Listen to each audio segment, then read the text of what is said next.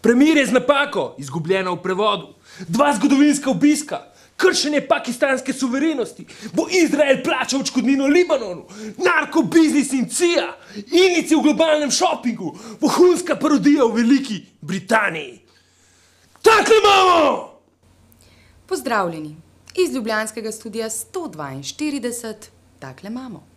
Francoski zunanji minister je potrdil navedbe predstavnikov Rusije, da ima mirovni sporazum med Rusijo in Gruzijo, ki je preveden iz francoščine v ruščino in angleščino, napake v prevodu.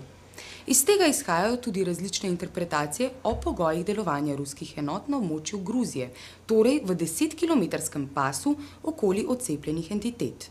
V novih pogajanjih med Sarkozijem in Medvedjevom je le ta pristal na umik ruske vojske iz Gruzije v Abhazijo in Južno Osetijo v roku 1 meseca. Njihovo mesto bo prevzela okoli 200-članska ekipa opazovalcev Evropske unije, če bo Gruzija podpisala sporazum o nenapadanju z obema odcepljenima pokrajinama. ZDA, EU in Mednarodni denarni sklad bodo Gruziji namenili paket pomoči za obnovo v vrednosti skoraj 3 milijard dolarjev. Torej nagrado za agresijo. Nogomet je očitno šport, ki je alibi za velike politične premike. Zaradi njega so se dogajale vojne in zbližanja zapriseženih nasprotnikov. Na obisku nogometne tekme za kvalifikacije na svetovno prvenstvo se je na povabilo armenskega predsednika mudil turški predsednik Abdullah Gül. Čeprav je Turčija priznala Armenijo med prvimi, državi nimata urejenih diplomatskih odnosov, meja med državama pa je zaprta od leta 1993. Takrat je Gornji Karabah, del Azerbajdžana, razglasil neodvisnost. Njegovo prebivalstvo je armensko. Najbolj problematična točka odnosov med državama je še vedno turški genocid nad armenskim prebivalstvom v Prvi svetovni vojni. Takrat naj bi bilo po armenskih podatkih sistematično pobitih okoli 1,5 milijona ljudi. Predsednika te teme nista načenjala, očitno pa je, da si normalizacije medsebojnih odnosov in stabilizacije Zakavkazija želita obe strani. Na obisku v Libiji se je prvič po 55 letih mudil ameriški državni sekretar. Condoleezza Rice je z obiskom Gaddafija obnovila polne diplomatske odnose. Libije pa ne bo več na seznamu držav, ki podpirajo terorizem in posedujejo orožje za množično uničevanje. Odkar se je Libija formalno odpovedala svojemu jedrskemu programu, ki po mnenju mnogih analitikov sploh ni obstajal, so se odnosi med državama konstantno izboljševali.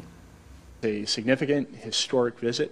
It's indicative of the kind of evolving relationship that we have, one in which we are building trust, we are building on areas of mutual interest and mutual benefit.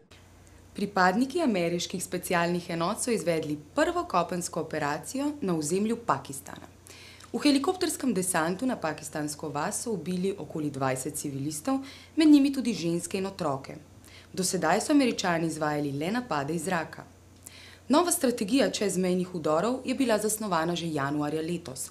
Z njo so sprostili tajno delovanje CIA in omogočili delovanje specialnih enot za boj proti talibanom in njihovim podpornikom v Pakistanu. Pakistanci so zaradi napada, kršenja suverenosti in širjenja spopadov iz Afganistana v Pakistan ogorčeni.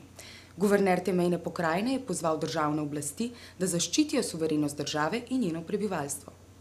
Novi predsednik Pakistana, Asif Ali Zardari, je napad obsodil in zatrdil, da Pakistan ne bo dovolil uporabe svojega ozemlja za napade v Afganistanu, hkrati pa je potrdil podporo vojni proti terorizmu. Kot odgovor na ameriško akcijo so ustavili transport vseh dobrin NATO-vim enotam v Afganistanu, ki poteka prek Pakistana. Bela hiša se za napad ne bo opravičila, ker je šlo za samoobrambo. Spoštujejo tudi pakistansko suverenost, čeprav imajo v načrtu še več podobnih vdorov in vedno žalujejo za nedolžnimi žrtvami. Po napadu sta na diplomatski predstavništvi v Karačiju in Islamabadu prispeli pismi z neidentificiranim belim prahom. Predstavništvi bosta ostali odprti, dodatnih podrobnosti o pošiljkah niso dali. Združeni narodi bodo od Izraela zahtevali, da izplača 1 milijardo dolarjev za ekološko škodo povzročeno v napadu na Libanon pred 2 letoma. Takrat so povsem uničili termoelektrarno in rafinerijo nafte. Nafta je prekrila obalno območje in povsem uničila floro in fauno, ki si še danes nista opomogli.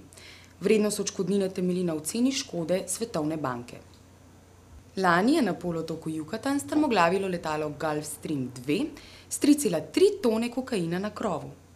To ne bi bilo nič nenavadnega, če ne bi predtem letalo sodelovalo pri tajnih prevozih ugrabljenih terorističnih osumljencev po vsem svetu. Da je letalo velikokrat letelo v Guantanamo, potrjujejo tako ameriški dokumenti kot dokumenti Evropskega parlamenta. Letalo je vpisano na evropski seznam osumljenih prevoznikov ugrabljenih teroristov. Obstaja precejšnja verjetnost, da se ponavlja zgodba iz časov hladne vojne, ko se je del ameriških tajnih operacij za spremembo režimov in osebno bogatenje financiral s trgovino z mamili. Indijska vlada namerava kupovati kmetijska zemljišča v tujini, da bi dolgoročno zaščitila stabilnost cen hrane na domačem trgu. V ožji izbor držav sodijo tako sosede kot prekomorske države. Zanimive so celo Kanada, Avstralija in Paragvaj. Prav v Paragvaju imajo v gledanju že konkretne parcele. Posel je zanimiv tudi za domače naftne družbe, saj jim bi omogočil nakupe plantaž za proizvodnjo etanola. Do sedaj indijska zakonodaja ni omogočala takšnega tipa investicij v tujini. Kritiki opozarjajo vlado, da mora nujno sprejeti določilo, da se morajo kmetijski pridelki vrniti na indijski trg in se ne smejo prodajati na svetovnem tržišču. Podobno politiko ima Kitajska v Afriki, kjer država nudi privatnemu sektorju podporo pri nakupih in koncesijah za izkoriščanje naravnih bogastev in kmetijskih površin. V protiteroristični histeriji so britanske oblasti sprejele množico zakonov, ki celo občinskim oblastem omogočajo prisluškovanje telefonskim klicem, pregledovanje elektronske pošte, videonadzor in celo tajno sledenje. V raziskavi je kar 80% občin priznalo, da so nova pooblastila uporabile. Namesto teroristov pa so se z novimi metodami spravili nad običajne prekrške. Pritožbe zaradi lajanja psov, preglasen otroški jok, izkoriščanje socialne podpore, ločevanje komunalnih odpadkov, parkiranje na mestih za invalide, uriniranje in risanje grafitov. V protiteroristične aktivnosti so vključili celo otroke, jih ožičili z audio in video snemalno opremo in jih pošiljali v trgovine. S tem so preverjali, ali se trgovci držijo prepovedi prodaje cigaret in alkohola mladoletnim osebam. Še bolj absurden primer je bilo zasledovanje in snemanje ekipe smetarjev, ki naj bi bili podkupljeni strani lastnikov trgovine, ki je prenehala plačevati odvoz odpadkov. Po tajni akciji lokalnih oblasti so bili smetarji obtoženi sprejemanja podkupnine v obliki 2-litrske steklenice mineralne vode z okusom jagode. Vsi 3 smetarji so bili suspendirani za obdobje 10 mesecev. V tem času niso prejemali plače, pozneje so jih celo odpustili.